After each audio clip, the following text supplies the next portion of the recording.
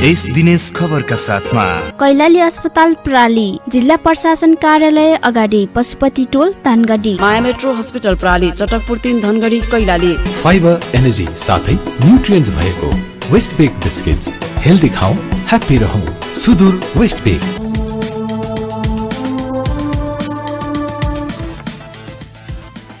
सुदूरपश्चिम प्रदेशको विकासप्रति समर्पित Dinesh FM 93.8 megahertz सँगै लम्कीको लम्की एफएम दिनेश खबरको फेसबुक पेज, मोबाइल र अनलाइनबाट समेत एकैसाथ प्रसारण भइरहेको बिहान 6:30 बजेको दिनेश खबरमा रक्षा भट्टको नमस्कार।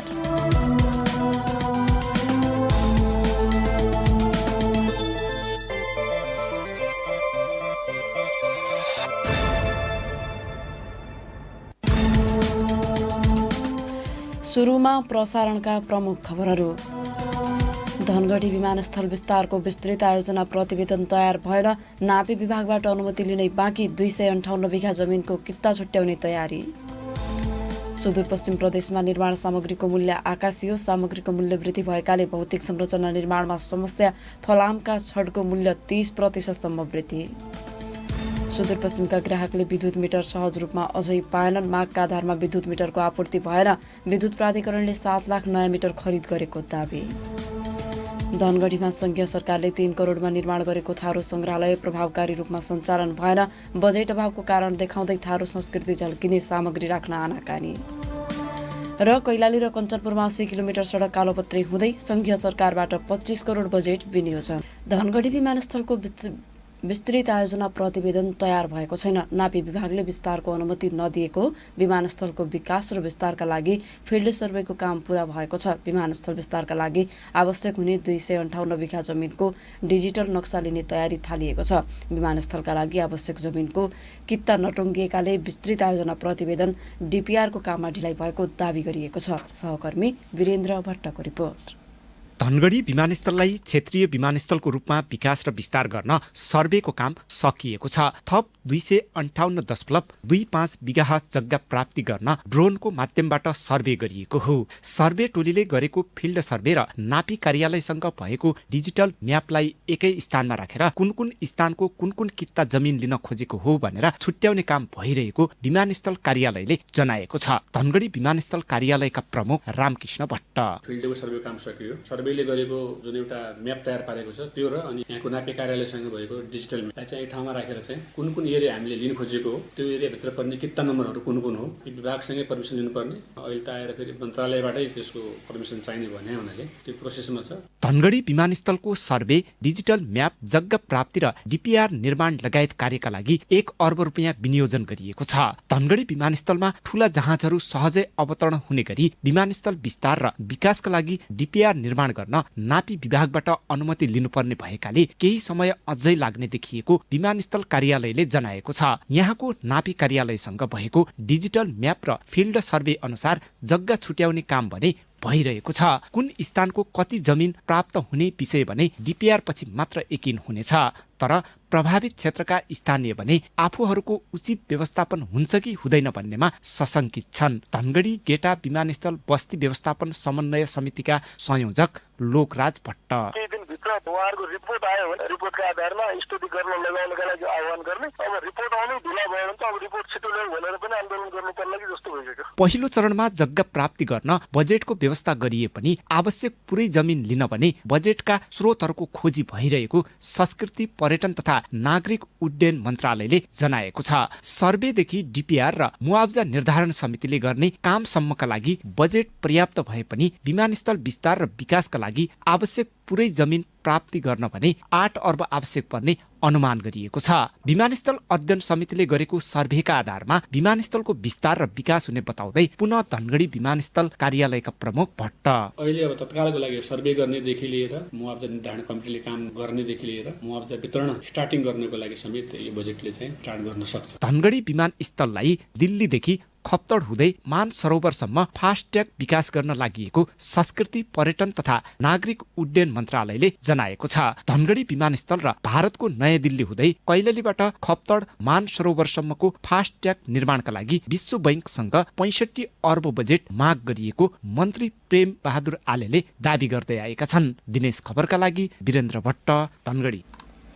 सुदूरपश्चिम प्रदेशमा निर्माण सामग्रीको मूल्य आकाशिएको छ। प्रदेशमा सिमेन्ट बाहेक सबै निर्माण सामग्रीको मूल्य वृद्धि भएको हो। पेट्रोलियम पदार्थको मूल्य बढेको भन्दै निर्माण सामग्रीको मूल्य आकाशिएको छ। सुदूरपश्चिमको अस्थायी राजधानी धनगढीमा मात्र 2 महिनाको अन्तरालमा 30% मूल्य वृद्धि भएको छ। सबैभन्दा बढी फलामका रड तथा ग्याबिन जालीहरूको मूल्य बढेको छ। निर्माण सामग्रीको मूल्य वृद्धि भएकाले भौतिक निर्माणमा समस्या भएको निर्माण व्यवसायीले गुनासो गरेका छन्। सहकर्मी कमल साउदको रिपोर्ट।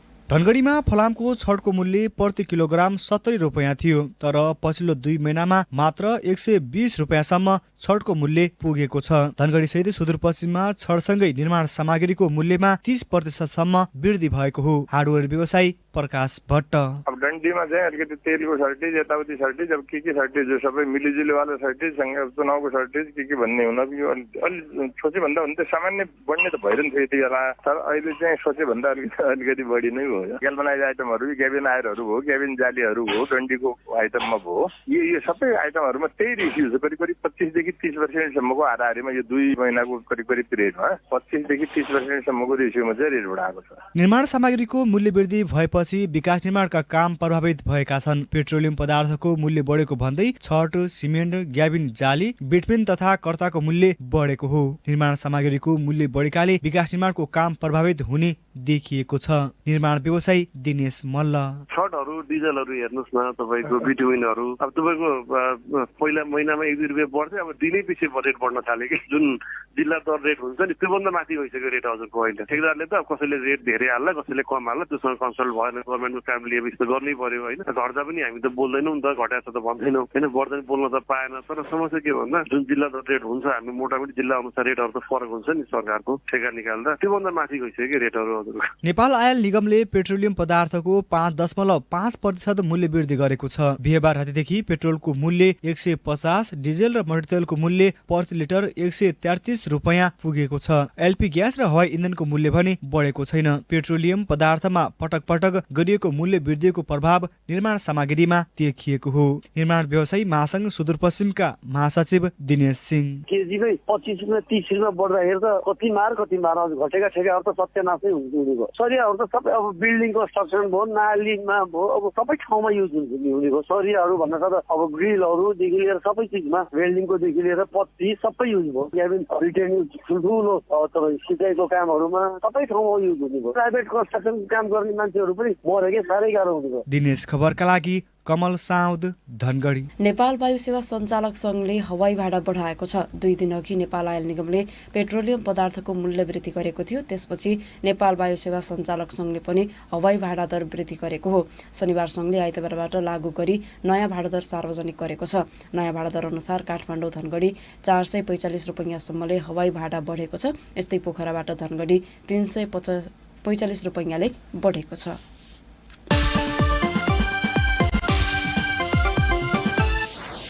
निर्वाचन क्षेत्र रणनीतिक सडक विकास कार्यक्रम अन्तर्गत कैलाली र कञ्चनपुरमा 80 किलोमिटर सडक कालोपत्री गर्ने तयारी भएको छ। प्रतिनिधि सभा निर्वाचन क्षेत्रमा उक्त कार्यक्रम अन्तर्गत प्रत्येक निर्वाचन क्षेत्रमा 10 किलोमिटर सडक कालोपत्री हुने सडक डिभिजन महेन्द्रनगरले जनाएको छ। सडक डिभिजन महेन्द्रनगरका प्रमुख नरेन्द्र भट्टले प्रत्येक निर्वाचन क्षेत्रमा 10 किलोमिटर सडक निर्माणका लागि 25 करोडका दरले संघीय सरकारबाट बजेट विनियोजन भएको बताए। उनले चालु आर्थिक वर्षबाट काम थाल्ने गरी कञ्चनपुरका 3वटा र कैलालीका 5वटा निर्वाचन क्षेत्रमा सडक निर्माणका लागि ठेक्का प्रक्रियामा गइसकेको बताए। त्यसैगरी पछिल्ला वर्षमा कैलाली र कञ्चनपुरमा सडक, पुल लगायतका पूर्वाधार निर्माण धमाधम भइरहेका छन्। सडक डिभिजन महेन्द्रनगर अन्तर्गत अहिले कञ्चनपुर र कैलालीमा गरी 22वटा पक्की पुल निर्माणाधीन अवस्थामा छन्।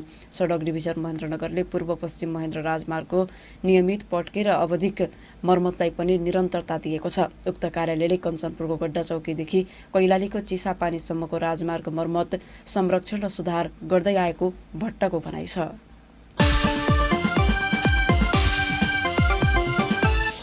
धनगढीमा संघीय सरकारले 3 करोडमा निर्माण गरेको थारू संग्रहालय प्रभावकारी रूपमा सञ्चालनमा व्यवस्था गरिएको छ। थारू समुदायको इतिहासलाई जीवन्त राख्ने उद्देश्यसहित निर्माण भएको संग्रहालय धनगढी उपमहानगरपालिकाले प्रभावकारी रूपमा सञ्चालन गर्न नसकेको हो। उपमहानगरपालिकाले वडा नम्बर 7 पटेलामा निर्माण भएको संग्रहालयमा थारू संस्कृति झल्किने सामग्री समेत राखिएका छैनन्। उपमहानगरपालिका आफैले सञ्चालन गर्ने बताउँदै आएको संग्रहालयमा बजेट अभावका कारण देखाउँदै सांस्कृतिक भौतिक सामग्री नराखिएका हुन्। सहकर्मी रोशन भट्टको रिपोर्ट। धनगढीमा संघीय सरकारको 3 करोड बजेटमा निर्माण गरेको थारू संग्रहालय सञ्चालन गर्न उपमहानगरपालिकाले व्यवस्था गरेको हो। धनगढी उपमहानगरपालिकाको वडा नम्बर 7 पटेलामा निर्माण पूरा भएको संग्रहालयको भवन प्रयोगविहीन जस्तै छ। थारू समुदायका परम्परागत वस्तुहरू संग्रहालयमा राखिने र पर्यटक पनि अवलोकनका लागि आउने विश्वासका साथ निर्माण गरिएको भवनमा संस्कृति झल्किने पर्याप्त वस्तु नराखिएका हुन्। धनगढी उपमहानगरपालिका वडा नम्बर 7 का वडाध्यक्ष सीताराम राणा। जति सामान हुनुपर्ने प्रयत्नमा हामी अब त्यो पुरै राख्न सकेका छैनौँ। तर त्यसको बावजुद पनि थारू कल्चरल जो सामानहरू छन् अब पटेला गाउँबाटै केही आर्थिक हामी वडाबाट सकिरहेका थियौँ, त्यसैबाट सङ्कलन गरेर अहिले चाहिँ त्यो सञ्चालनमा ल्याएका छौँ। अब धनगढीको क्याम्पस चोकदेखि झण्डै 5 किलोमिटरको दूरीमा उक्त संग्रहालय रहेको छ। 100 थारू परिवारको बसोबास रहेको पटेलामा 3 करोड खर्च गरेर शहरी विकास तथा भवन निर्माण विभाग संघीय आयोजना कार्यान्वयन इकाइले उक्त भवन निर्माण गरेको हो। अहिले उक्त संग्रहालयको भवन एकजना हेरालुको जिम्मामा छोडिएको छ। धनगढी उपमहानगरपालिकाले प्रभावकारी रूपमा संग्रहालय सञ्चालन गर्न सकेको छैन।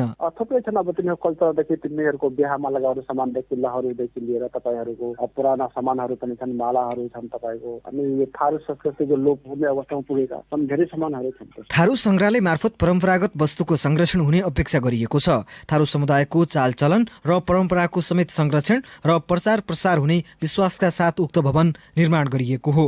तर संग्रहालयका लागि भवन निर्माण भएको लामो समय हुँदा पनि प्रभावकारी रूपमा सञ्चालन हुन सकेको छैन। उद्देश्यसहित संग्रहालय सञ्चालन गर्न सके उक्त क्षेत्रमा आर्थिक गतिविधि पनि बढ्ने देखिएको छ। धनगढी उपमहानगरपालिकाका प्रवक्ता सन्तोष मुडभरीको भनाइ यस्तो छ। बिस्तार बजेट चाहिँ अब एकैचोटि हाल्न सकिएको छैन। बिस्तार बनाउँदैछौँ, त्यसलाई पनि केही सामग्रीहरू कमी पनि छ। कति सामग्रीहरू त बनेर पनि अझ पनि कमी केही सामग्रीहरू छ, त्यो हामी बिस्तार व्यवस्थापन गर्दैछौँ। शहरी विकास तथा भवन निर्माण विभाग संघीय आयोजना कार्यान्वयन इकाइ धनगढीले निर्माण सम्पन्न गर्दै संग्रहालयको भवन उपमहानगरपालिकालाई सञ्चालनका लागि हस्तान्तरण गरेको थियो। दिनेश खबरका लागि रोशन भट्ट, धनगढी। सुदूरपश्चिम प्रदेशका ग्राहकले अझै सहज रूपमा विद्युत मिटर पाएका छैनन्। प्रदेशका ग्राहकहरूले गत कार्तिकदेखि विद्युत मिटर पाएका थिएनन्। फागुन 8 गतेदेखि धनगढी वितरण केन्द्रले मिटर वितरण गर्दैछ। तर मागको आधारमा सहज रूपमा अझै मिटर प्राधिकरणले आपूर्ति गर्न सकेको छैन। विद्युत मिटरको माग गर्ने ग्राहकको संख्या धेरै भएकाले समस्या भएको प्राधिकरणले बताएको छ। नेपाल विद्युत प्राधिकरणले 7 लाख नयाँ विद्युत मिटर खरिद गरेकाले बिस्तारै सहज हुने दावी गरेको छ। सहकर्मी कमल साउदको रिपोर्ट।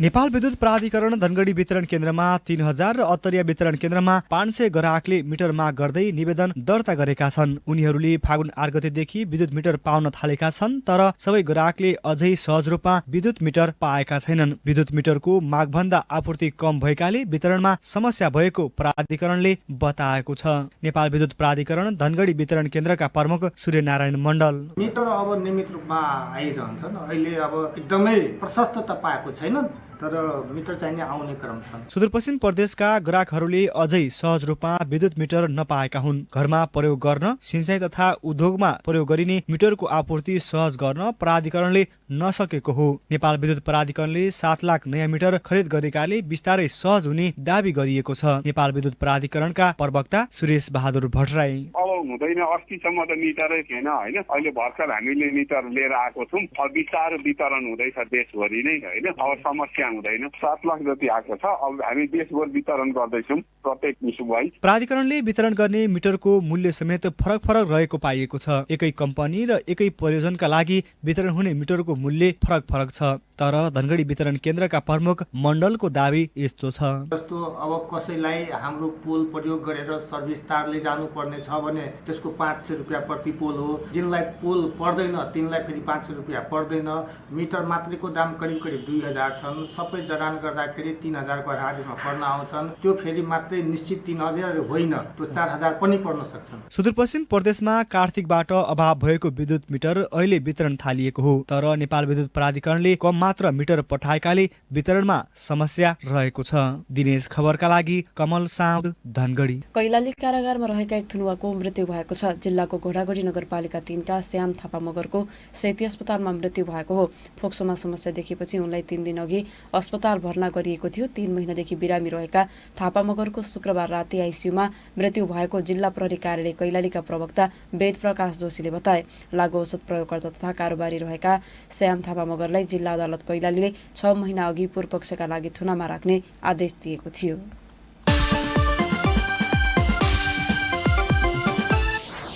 कैलाली हार्डवेयर व्यवसायी सङ्घको अध्यक्षमा कुमेर बहादुर शाही सर्वसम्मत चयन भएका छन्। शनिबार सम्पन्न भएको चौथो अधिवेशन तथा 10औं साधारण सभाले शाहीको अध्यक्षतामा 15 सदस्यीय जिल्ला कार्य समिति सर्वसम्मत चयन गरेको हो। सङ्घको वरिष्ठ उपाध्यक्षमा रञ्जन कुमार शर्मा, उपाध्यक्षमा लब्देव पन्त र नयन सिंह कार्की, महासचिवमा ईश्वर गिरी, सचिवमा अम्बादत्त भट्ट र कोषाध्यक्षमा राजेन्द्र चन्द चयन भएका छन्। यस्तै सङ्घको सदस्यहरूमा नरेश बहादुर चन्द, यज्ञराज आचार्य, खडकराज भट्ट, रुद्रप्रसाद शर्मा, भानुभक्त आचार्य, गोपी चौधरी, गणेशदत्त जोशी र श्रवण चौधरी रहेका छन्। साधारण सभाको धनगढी उपमहानगरपालिकाका मेयर निरपबहादुर ओडले उद्घाटन गरेका थिए।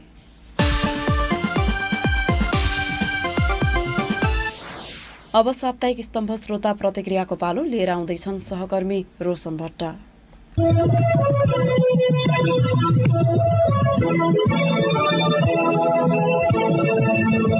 आजको श्रोता प्रतिक्रियामा कैलाली कञ्चनपुरमा मिटर ब्याजको जालो तोड्न के गर्न आवश्यक होला भनेर हामीले सोधेको प्रश्नमा तपाईँ धेरै श्रोताका प्रतिक्रिया प्राप्त भएका छन्। केहीलाई हामीले समेटेका छौं। फेसबुकमा भानुभक्त नाम गरेका पाठकको प्रतिक्रिया छ, सबभन्दा पहिला समुदायमा फैलिएको सहकारी फाइनान्स वित्तीय संस्था बन्द गर्नुपर्छ।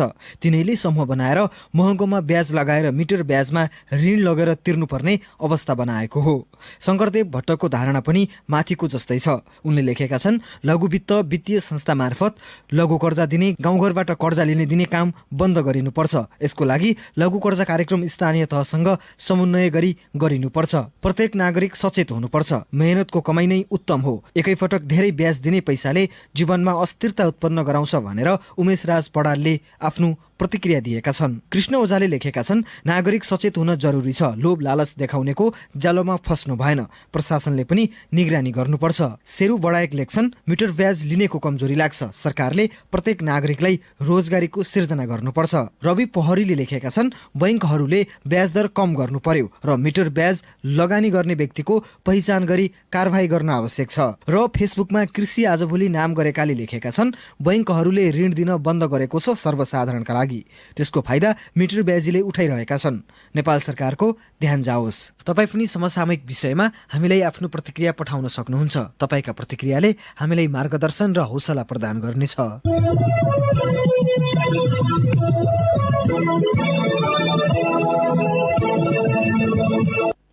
अब बाँकी खबर। प्रेस चौतारी नेपाल सुदूरपश्चिम प्रदेशको प्रथम अधिवेशनबाट कृष्ण ओलीको नेतृत्वमा नयाँ समिति गठन भएको छ। शनिबार धनगढीमा भएको अधिवेशनबाट चौतारीको नयाँ टिम चयन भएको। सर्वसम्मत रूपमा ओलीको नेतृत्वमा उपाध्यक्षमा लिली कुँवर र हरिश चन्द चयन भएका छन्। यस्तै महासचिवमा शिवराज भट्ट चयन भएका छन्। सचिवमा नरेन्द्र कार्की र रामचन्द्र कुस्मी चयन भएका छन्। 51 सदस्यीय कमिटिको कोषाध्यक्षमा चन्द्र थापा चयन भएका छन्।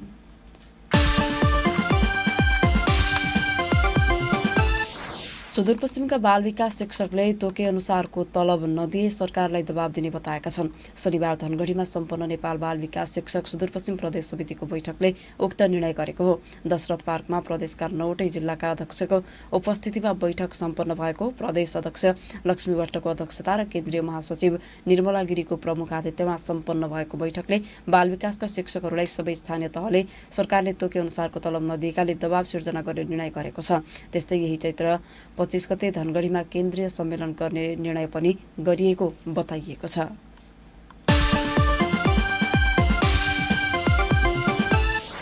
र अब खेल खबर। हिमालयन शेर्पा क्लबले सर्वाधिक धनराशिको 5औं मुख्यमन्त्री Sudurpashchim Khaptad gold cup football प्रतियोगितामा विजयी सुरुवात गरेको छ। धनगढी रङ्गशालामा शनिबार भएको खेलमा नवजन जागृति युवा क्लबलाई 4-0 ले हराउँदै हिमालयनले विजयी सुरुवात गरेको हो। एकतर्फी खेलमा हिमालयनले 30औं मिनेटमा विकास मेराग्लियाको गोलबाट अग्रता बनाएको थियो। उनले डेब्यू खेलमै हिमालयनका लागि गोल गरेका हुन्। इटालीमा व्यावसायिक फुटबल खेल्दै आएका नेपाली मूलका विकासले च्यासल युथ क्लबबाट ए डिभिजन लिग खेलेका थिए। मुफसलका लागि उनी हिमालयनमा आबद्ध भएका हुन्। खेलको 41औं मिनेटमा उर्लिच सेवेले गोल गर्दै हिमालयनलाई 2-0 को अग्रता दिलाए। 57औं मिनेटमा उर्लिचले व्यक्तिगत दोस्रो गोल गरेपछि हिमालयन 3-0 ले अघि रह्यो। त्यसपछि खेलको 81औं मिनेटमा पूर्ण बहादुर गुरुङले गोल गर्दै हिमालयनलाई 4-0 को जित दिलाए। आयोजक सुदूरपश्चिम 11 स्पोर्ट्स क्लब धनगढीले आयोजना गरेको प्रतियोगितामा 10 टिमको सहभागिता रहेको छ। प्रतियोगिताको विजेताले 21 लाख नगद प्राप्त गर्नेछ। उपविजेता टोलीले 10 लाख नगद प्राप्त गर्नेछ। सर्वोत्कृष्ट खेलाडीले मोटरसाइकल पाउनेछन् भने उत्कृष्ट गोलरक्षक, डिफेन्डर, फरवार्ड, सर्वाधिक गोलकर्ता र प्रशिक्षक सहित उदयमान खेलाडी र फेयर प्ले टिमले जनही नगद 25,000 प्राप्त गर्नेछन्। प्रत्येक खेलको म्यान अफ द म्याचले 10,000 पाउने आयोजकले जनाएको छ। प्रतियोगितामा टिकट दर राखिएको छ, जसमा विद्यार्थीका लागि 100 र अन्यका लागि 150 राखिएको छ। प्रसारणको अन्तमा प्रमुख खबरहरू पुनः एकपटक। धनगढी विमानस्थल विस्तारको विस्तृत आयोजना प्रतिवेदन तयार भएन। नापी विभागबाट अनुमति लिनै बाँकी 258 बिघा जमिनको कित्ता छुट्याउने तयारी। सुदूरपश्चिम प्रदेशमा निर्माण सामग्रीको मूल्य आकाशियो। सामग्रीको मूल्य वृद्धि भएकाले भौतिक संरचना निर्माणमा समस्या। फलामका छडको मूल्य 30% वृद्धि। सुदूरपश्चिमका ग्राहकले विद्युत मिटर सहज रूपमा अझै पाएनन्। मागका आधारमा विद्युत मिटरको आपूर्ति भएन। विद्युत प्राधिकरणले 7 लाख नयाँ मिटर खरिद गरेको दाबी। धनगढीमा सङ्घीय सरकारले 3 करोडमा निर्माण गरेको थारू सङ्ग्रहालय प्रभावकारी रूपमा सञ्चालन भएन। बजेट अभावको कारण देखाउँदै थारू संस्कृति झल्किने सामग्री राख्न आनाकानी। र कैलाली र कञ्चनपुरमा 80 किलोमिटर सडक कालोपत्री हुँदै सङ्घीय सरकारबाट 25 करोड बजेट विनियोजन। देश दिनेश खबरका साथमा कैलाली अस्पताल प्राली, जिल्ला प्रशासन कार्यालय अगाडि, पशुपति टोल धनगढी, माया मेट्रो हस्पिटल प्राली, चटकपुर 3 धनगढी कैलाली। फाइबर एनर्जी साथै न्युट्रिएन्ट्स भएको वेस्ट बेक बिस्किट्स। हेल्दी खाऊ, ह्याप्पी रहौ। सुदूर वेस्ट बेक। अवस्था दिनेश एफएम 93.8 मेगाहर्जसँगै लम्कीको लम्की एफएम दिनेश खबरको फेसबुक पेज, मोबाइल र अनलाइनबाट समेत एकैसाथ प्रसारण भइरहेको बिहान 6:30 बजेको दिनेश खबर सकियो। साँझ 6:30 बजे अर्को दिनेश खबर लिएर आउने नै छौँ। तपाईँ भने दिनेश एफएम सुन्दै र दिनेशखबर.com पढ्दै गर्नुहोला। अहिलेको समाचार बुलेटिनबाट रक्षा भट्ट परिविदा हुन्छु। नमस्कार, शुभ दिन।